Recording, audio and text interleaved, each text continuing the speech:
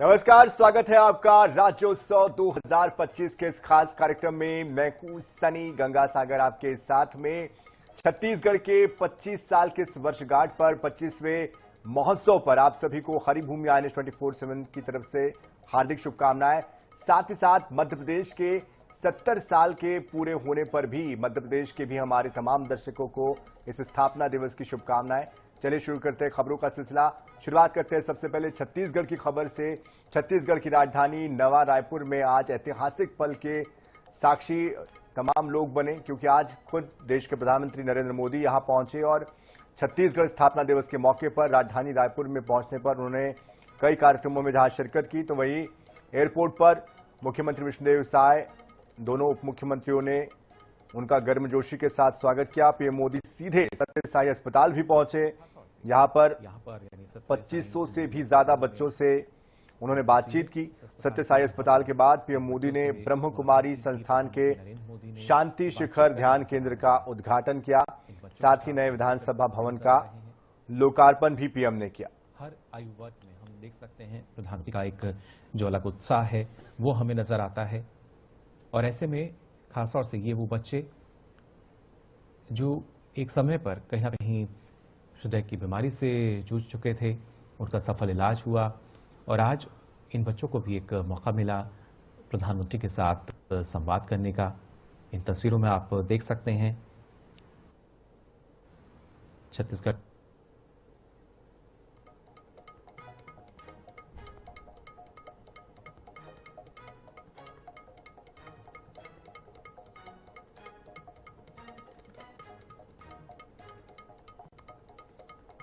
तो सत्य साई हॉस्पिटल जब पीएम पहुंचे तो वहां 2500 बच्चों के साथ दिल की बात की। अमूमन उनके रेडियो कार्यक्रम मन की बात को हमने सुना है, लेकिन यहां बच्चों के साथ दिल की बात उन्होंने की। बांग्लादेश, नेपाल, भूटान जैसे देशों से भी इसमें जो परिजन थे वो शामिल हुए, जिनके बच्चों का इलाज यहां हुआ है। 37,000 बच्चों के हार्ट की सफल सर्जरी अब तक सत्य साई हॉस्पिटल कर चुका है। सत्य Sai health and centre, wellness centre है ये, और यहाँ बच्चों की हेल्थ को, उनके सर्वांगीण विकास को लेकर खास तौर पर फोकस किया जाता है। हार्ट के ऑपरेशन के लिए प्रसिद्ध है। दिल में छेद होने पर या किस तरह की समस्या होने पर देश भर के बच्चों का इलाज यहाँ पर निःशुल्क या बहुत कम दरों पर होता है।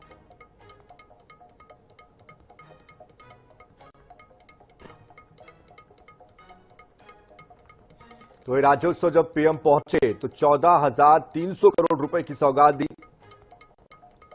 गृह प्रवेश की किस्त 1200 करोड़, शिलान्यास 7,459 करोड़, अलग अलग उद्घाटन 3,250 करोड़, राष्ट्र को समर्पण 1,979 करोड़। ये तमाम जो अलग अलग नामों की योजनाएं हैं उनमें ये सौगातें दी गई है। लोकार्पण, शिलान्यास, उद्घाटन, ये सब कुछ पीएम ने किया है। तो कई मायनों में आज पीएम का ये दौरा बेहद ऐतिहासिक, महत्वपूर्ण। 14,300 करोड़ की जो सौगातें हैं वो छत्तीसगढ़ को रजत जयंती महोत्सव पर मिली है।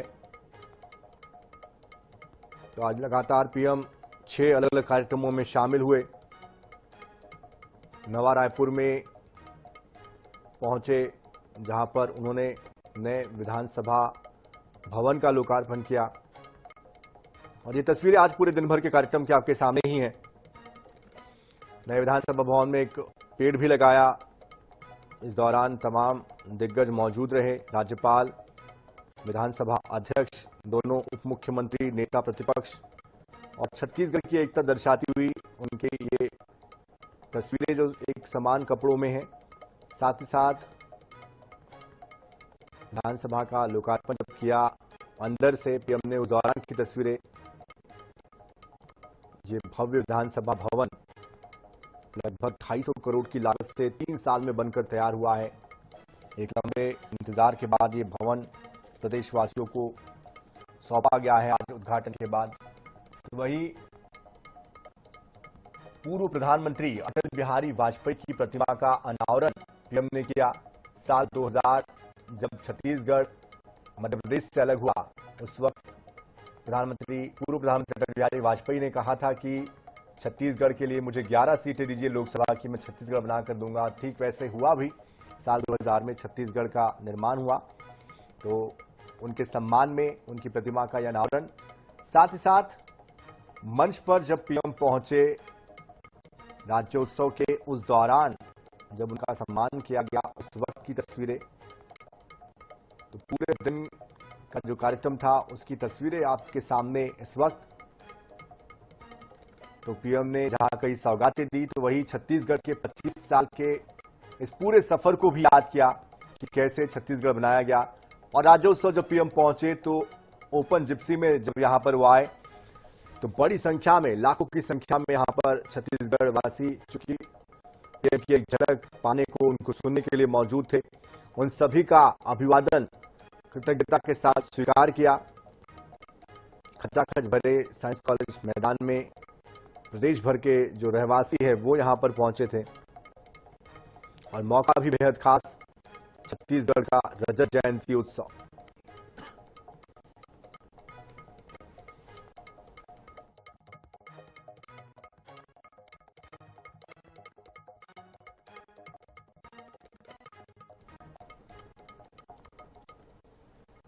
तो इसके अलावा पीएम नवा रायपुर के ब्रह्म कुमारी संस्थान के एकेडमी फॉर पीसफुल वर्ल्ड के उद्घाटन में भी शामिल हुए। उसका उद्घाटन किया, छत्तीसगढ़, झारखंड, उत्तराखंड के स्थापना दिवस पर बधाई दी और राज्यों के विकास को देश के विकास की नींव बताया। पीएम मोदी ने ब्रह्म कुमारी संस्था के साथ अपने पुराने जुड़ाव को याद किया, उनके सेवा कार्यों की तारीफ की, ओम शांति के महत्व पर भी खास तौर पर प्रकाश डाला।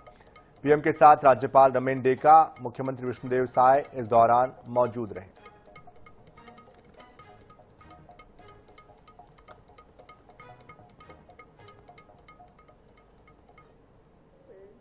Behind the establishment of Shanti Shikhar.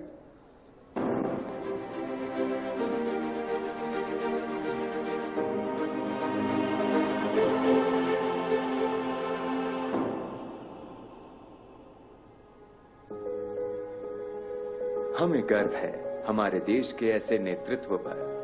Bharat सरकार के दूरदर्शी प्रयासों से हम शीघ्र ही एक विकसित देश बनने की ओर अग्रसर हैं।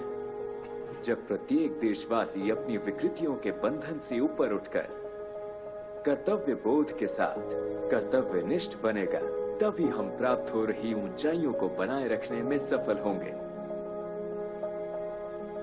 इस महान प्रयास में ब्रह्म कुमारी संस्थान पूरी तत्परता के साथ संपूर्ण शक्ति से सदैव सहभागी रहा है। पिता श्री ब्रह्मा बाबा के आशीर्वाद। तो छत्तीसगढ़ आज अपनी स्थापना के 25वें रजत जयंती महोत्सव का जश्न मना रहा है। अपने स्थापना दिवस पर आज ऐतिहासिक कार्यक्रमों के जरिए खुशी को जाहिर कर रहा है। इस मौके पर पीएम मोदी नवा रायपुर पहुंचे और नए विधानसभा भवन का उद्घाटन किया। भारत रत्न पूर्व प्रधानमंत्री अटल बिहारी वाजपेयी की प्रतिमा का अनावरण किया। इस दौरान लोकसभा अध्यक्ष ओम बिरला, राज्यपाल रमेन डेका, मुख्यमंत्री विष्णुदेव साय, विधानसभा अध्यक्ष डॉक्टर रमन सिंह, नेता प्रतिपक्ष डॉक्टर चरणदास महंत मौजूद रहे। वहीं इस दौरान पीएम ने एक पेड़ मां के नाम अभियान के तहत एक पौधारोपण भी किया। विधानसभा परिसर में एकता की झलक उस वक्त दिखाई दी जब राज्यपाल, मुख्यमंत्री, स्पीकर, नेता प्रतिपक्ष, तमाम दिग्गज एक ही रंग के जैकेट में नजर आए। अतिथियों ने भूरे रंग की जैकेट पहनी थी और एकता का एक संदेश देने की कोशिश की।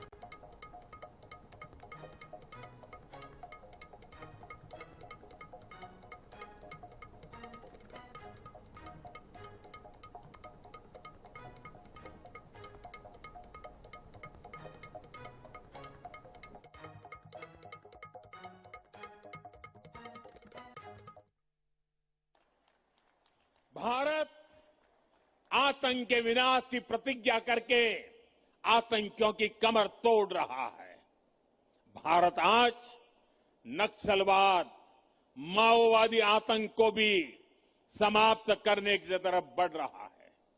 भारत आज अभूतपूर्व विजय के गर्व से भरा हुआ है और गर्व की यही भावना आज छत्तीसगढ़ विधानसभा के इस नए परिसर में हमें चारों तरफ दिख रही। साथियों, साल 2000 में जब अटल जी ने छत्तीसगढ़ राज्य का गठन किया तो वो निर्णय केवल प्रशासनिक नहीं था, वो निर्णय था विकास की नई राह खोलने का, और वो निर्णय था छत्तीसगढ़ की आत्मा को पहचान दिलाने का। इसलिए आज जब इस भव्य विधानसभा के साथ साथ अटल जी की प्रतिमा का भी अनावरण हुआ है तो मन कह उठता है, मेरे भाव व्यक्त हो रहे हैं। अटल जी जहां भी हो, अटल जी देखिए आपका सपना साकार हो रहा है।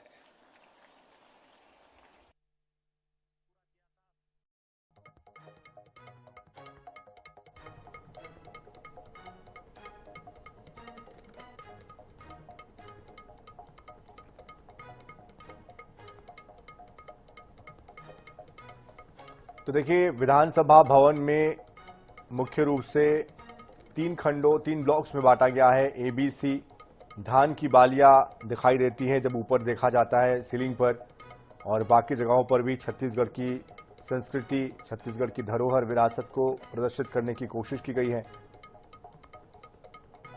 तो विधानसभा भवन के सचिवालय के लिए ब्लॉक A, ब्लॉक B में विधानसभा अध्यक्ष और अन्य जो दिग्गज है नेता प्रतिपक्ष, उनके लिए कमरा अलॉट होगा, जबकि नए सदन में 200 विधायकों के बैठने की सुविधा है, व्यवस्था है। ब्लॉक C में तमाम जो विधायक हैं उनके दफ्तर होंगे। ग्राउंड फ्लोर में विधानसभा का सदन होगा। पहले फ्लोर पर कॉन्फ्रेंस हॉल, सेकेंड फ्लोर पर सेंट्रल हॉल। सेंट्रल हॉल जो बनाया गया है उसकी विशेषता यह है कि लोकसभा की तर्ज पर इसको बनाया गया है। विंग C में दोनों उप मुख्यमंत्री और मंत्रियों के लिए कार्यालय बनाए गए हैं। तो 14 सदस्य वर्तमान में हैं। नए भवन में 24 मंत्रियों के कक्ष बनाए गए हैं।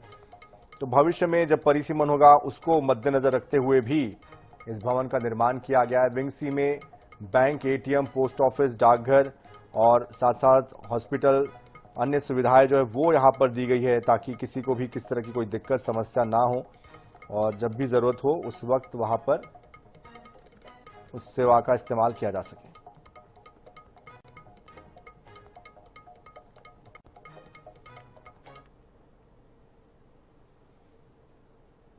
अपने छत्तीसगढ़ दौरे के दौरान प्रधानमंत्री नरेंद्र मोदी राज्य स्थापना दिवस के कार्यक्रम समेत कई कार्यक्रमों में उन्होंने शिरकत की है, और प्रधानमंत्री नरेंद्र मोदी ने शहीद वीर नारायण सिंह स्मारक जनजातीय स्वतंत्रता सेनानी संग्रहालय का उद्घाटन भी किया। इस दौरान संग्रहालय जनजातीय समुदाय के साहस, बलिदान और देशभक्ति की विरासत को संरक्षित किए हुए दिखाई दिया, और जाहिर सी बात है ये संग्रहालय देश भर में इकलौता ऐसा संग्रहालय है जो कि जनजातीय समुदाय के समर्पण, बलिदान, उनके शौर्य, उनकी विरासत को दिखाता है।